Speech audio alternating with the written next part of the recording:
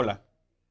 Sin intentar crear un falso problema, podríamos decir que la historia del cine nacional corre paralela al cine mundial y tiene sus ejemplos, por ejemplo, en el caso ruso. En ambos países, tanto en México como en Rusia, el aparato de los hermanos Lumière llegó en 1896. Estos enviados tenían la encomienda de realizar una función privada a los altos potentados de ambos países. Para el caso de Rusia, se encontraba el zar Nicolás II, que se había mantenido en el poder su familia desde el siglo XVII. Y para el caso de México estaba también Porfirio Díaz, que aunque no era emperador, había vivido como príncipe los últimos 30 años. Se dice también que en las funciones donde se presentó por primera vez el cinematógrafo, cuando aquella escena de la locomotora llegando a la estación fue presentada, en ambos casos, tanto el público mexicano como el público ruso, amagó con salir corriendo del lugar porque pensaron que iba a ser la locomotora su camino y los iba a atropellar en el transcurso. Esto pasó en otros lugares como en París, como en Japón, y es una historia que se repite siempre en los anales de las primeras escenas del cine. También hay que decir que en este sentido, ambos personajes, tanto el zar Nicolás II como Porfirio Díaz, vieron el poder del cinematógrafo, entendieron que servía para ver a los otros, pero lo más importante aún, para que los miraran los otros. Es así que se cuenta que incluso el zar Nicolás II tenía un camarógrafo que lo seguía a todas partes, filmando escenas de la familia real. Para el caso del cine nacional, el ejemplo del ingeniero Salvador Toscano y de los hermanos Salva van a dar seguimiento a las aventuras de Porfirio Díaz, no nada más inaugurando monumentos, sino también en sus paseos que acostumbraba a hacerlos en el castillo, cerca del castillo de Chapultepec. También podemos decir que en ambos casos el cine fue importante porque cuando nosotros entendemos que las primeras películas se hicieron a partir de sucesos históricos, por ejemplo, en el caso mexicano fue en 1907, El Grito de Dolores, pero para el caso ruso también fue, su primer gran película fue una película basada en un hecho histórico, en este caso un personaje de la cultura popular que se llamaba Stenka Razin, que se cuenta que en el siglo XVII se levantó en contra de la aristocracia, y aunque la película no narra estas grandes aventuras épicas, sí es un melodrama que vale la pena conocer. Podríamos decir que también para ambos países las revoluciones van a marcar una manera totalmente distinta de hacer cine. Para el caso mexicano, pues obviamente la revolución de 1910, que va a innovar en muchísimas cosas en la manera en que se ve y se entiende el cine en el país. Para el caso ruso, pues obviamente la revolución de 1917 va a generar un nuevo cine que incluso va a alimentar con su vanguardia al resto de los demás cines en estas interconexiones que vemos en los cines mundiales. También podríamos decir que de cierta manera ambos cines, tanto el mexicano como el ruso, van a ser influenciados por la figura de Sergei Eisenstein. Él es un personaje muy importante para la historia del cine porque después de hacer películas importantes en Rusia, va a ser contratado en Estados Unidos. Por desgracia no va a poder realizar los proyectos que estaba a punto de filmar y eso va a obligarlo a venir a México. En México tampoco va a poder filmar la película que quería hacer, pero va a lograr con su presencia influenciar a todos aquellos directores de la época del cine mexicano y con eso pues va a dejar una huella muy profunda. Hay una película que se hizo en el 2015, dirigida por el director Greenaway. La película se llama Eisenstein en Guanajuato. Es una película muy interesante porque va a seguir por el lapso de 10 días al personaje del director Eisenstein en esta ciudad y no nada más nos va a acercar de cierta manera al genio, sino también va a ser un recorrido por su intimidad, presentándonos al humano detrás de la figura de este gran cineasta ruso. Con estos paralelismos, obviamente, lo único que queremos resaltar es que la historia del cine nacional corre paralela en muchos casos al cine de diferentes lugares y eso es importante tenerlo en cuenta porque cuando hablamos del cine nacional hay que tener en cuenta todos los factores que van a robustecer la industria para ese momento. Podríamos decir que si la Revolución Mexicana fuera una película, podríamos hacer incluso una trilogía. En la primera parte estaría protagonizada por Francisco I. Madero, el apóstol de la Revolución, y su lucha contra Porfirio Díaz. La segunda parte estaría protagonizada por Venustiano Carranza y el Ejército Constitucionalista, por supuesto. Y la tercera parte incluiría la figura de Álvaro Obregón. También esta trilogía podría tener una precuela que explicara cómo Porfirio Díaz llegó al poder, es decir, cómo desde la intervención francesa va ganando poder y prestigio, posteriormente su levantamiento contra Lerdo de Tejada, su presidencia interina, la presidencia del Manco González y después la perpetuación de Porfirio Díaz en el poder. Pero eso sería como la precuela. La primera parte de la trilogía de la película de la Revolución Mexicana tendría obviamente por protagonista a Madero. Y digamos que a pesar de que el ambiente comenzaba a tener cambios sustanciales, donde se evidenciaba que la estructura porfirista comenzaba a tener fisuras, digamos que la Revolución Mexicana llegó de manera intempestiva, porque más tardó Porfirio Díaz en declararse ganador de las elecciones de 1910 que Francisco I. Madero en organizar un movimiento que de manera intempestiva va a tomar el poder y enarbolando el Plan de San Luis va a derrocar a Porfirio Díaz. Esta parte va a terminar el 25 de mayo de 1911 con la salida de Díaz del poder y obviamente la llegada de Francisco I. Madero a la presidencia. Y hay que decir que esta etapa también es muy importante en el cine, porque aquí Francisco I. Madero también supo valerse del cinematógrafo. Sabía que todos los ciudadanos querían conocer a este gran personaje que con la pluma había podido derrotar la espada de Porfirio Díaz. Estas películas o primeras películas que siguieron a Madero son importantes porque en ellas también vamos a ver retratado al general Emiliano Zapata, que sabemos no utilizó el cinematógrafo como una arma propagandística, se basó más en el corrido, contrario por ejemplo a lo que hizo Pancho Villa, que sabemos sí e incluso firmó un contrato con una compañía cinematográfica. Bueno, esta primera parte de la trilogía terminaría obviamente con los sucesos de la Decena Trágica.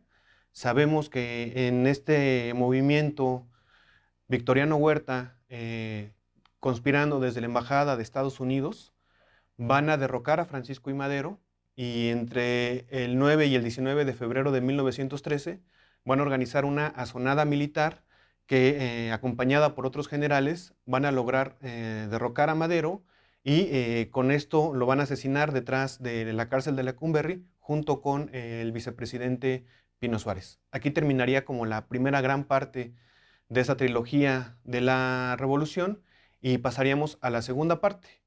No sin antes decir que obviamente esto, es decir, esta sonada militar de Victoriano Huerta, pues tuvo sus consecuencias en las diversiones populares. Por ejemplo, para 1913 se inauguró o se dio la primera función del País de la Metralla, que desde el teatro denostaba de cierta manera a Carranza y le hacía un guiño al usurpador Victoriano Huerta. Los sucesos de la Decena Trágica, hay que decirlo, también fueron filmados. En un documental que se llama Semana Sangrienta en México, se va a recopilar toda esta historia que va desde la sonada militar hasta el asesinato de Madero y por supuesto su funeral siguiente. Bueno, ahí terminaría como la primera parte, decíamos, y comenzaría la segunda, donde Venustiano Carranza va a lograr reunir un grupo muy heterodoxo entre los que se encontraba, por ejemplo, Emiliano Zapata y también Francisco Villa.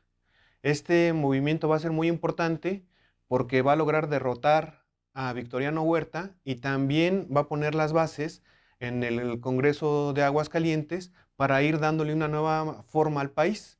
Esta segunda parte de la trilogía terminaría, por supuesto, con la Constitución de 1917, en donde Carranza va a lograr de cierta manera homogenizar este movimiento y a pesar de que hay muchas diferencias, va a ser pues, el gran protagonista. La tercera gran parte de la trilogía es como la parte más violenta, la más salvaje. Aquí vamos a tener como protagonista, por supuesto, a Álvaro Obregón, este personaje que es conocido en los anales de la historia militar por no haber perdido nunca una batalla, pero también por su gran memoria y pues su sentido agudo para la política. En esta última parte de la trilogía tendríamos desde 1917 hasta 1928. Y tendría que incluir, por supuesto, el asesinato de Emiliano Zapata el 10 de abril de 1919, el de Venustiano Carranza el 21 de mayo de 1920 y el de Francisco Villa el 20 de julio de 1923.